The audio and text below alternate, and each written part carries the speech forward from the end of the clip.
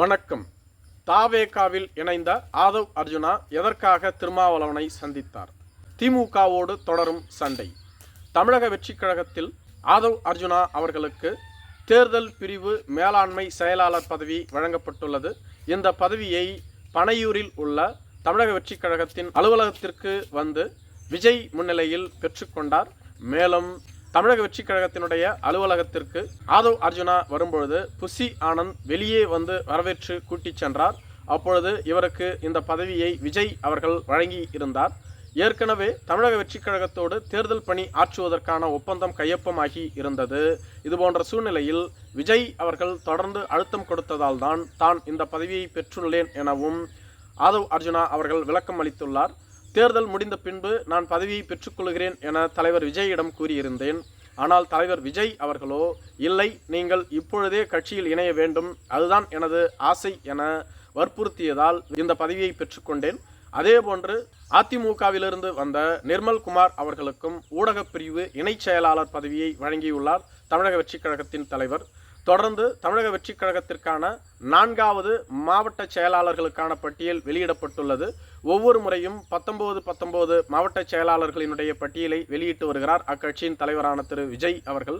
இது ஒருபுறம் இருக்க, தங்களுக்கு பதவி கிடைக்கவில்லை என ஒரு சிலர் தொடர்ந்து பனையூரில் உள்ள அலுவலகத்தை முற்றுகையிட்டும் விஜயை சந்திக்க போராடி வருகிறார்கள்.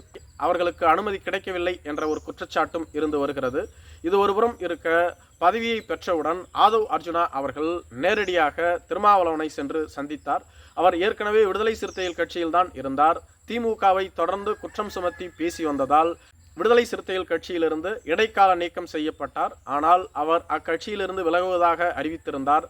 தற்பொழுது தமிழக வெற்றிக் கழகத்தில் இணைந்த உடனேயே தனது முதல் கட்சியான விடுதலை சிறுத்தைகள் கட்சியின் தலைவரான திரு தொல் திருமாவளவனை சந்தித்து ஆசி பெறுவதற்காக சென்றேன் என்றும், எனது அரசியல் குரு ஆசான் அனைத்துமே தொல் திருமாவளவன் அவர்கள்தான் என்றும் கூறியிருந்தார்.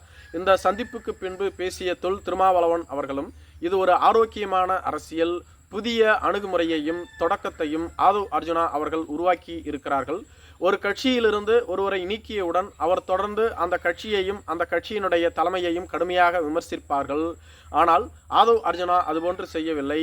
எங்கள் கட்சியில் இருந்த வரையிலும் 100% சிறப்பாக செயல்பட்டார். கட்சியிலிருந்து வெளியேறிய பின்பும் தலைமையோடு அவர் எந்தவிதமான பிணக்கிற்கும் ஆளாகவில்லை. வேறு கட்சியில் சென்று இணைந்த பின்பும் கூட தலைவரை சந்திக்க வேண்டும் என்ற ஆவலில் வந்துள்ளார். எனவே இதை வரவேற்கின்றோம். இதில் எந்தவிதமான அரசியல் சாயத்தையும் முடிச்சியையும் போட வேண்டாம் என திருமாவளவன் அவர்கள் கேட்டுக்கொண்டிருக்கிறார். அதே சமயத்தில் அரசியல் ஆலோசகர்களோ இது திமுகவை கோபப்படுத்துவதற்காக ஆதவ் அர்ஜுனா செய்த ஒரு செயல் என்று கூறி வருகிறார்கள். ஆதவ் அர்ஜுனா திமுகவில் 2021ஆம் ஆண்டு அக்கட்சியின் வெற்றிக்காக தேர்தல் பணிக்குழு தலைவராக இருந்தவர். பிரசாந்த் கிஷோரை தமிழகத்திற்கு கொண்டு வந்தவரே இவர்தான். என்னால் தான் திமுகவே வெற்றி பெற்றது என ஆதவ் அர்ஜுனா பல இடங்களில் கூறியதை திமுக ரசிக்கவில்லை. எனவேதான் அவரை அக்கட்சியிலிருந்தே நீக்கினார்கள் என்று சொல்லப்படுகிறது. மேலும் எம்பி தேர்தலில் அவருக்கு ஒரு சீட்டும் திமுகவிடம் கேட்டபோது திமுக தர மறுத்துவிட்டது.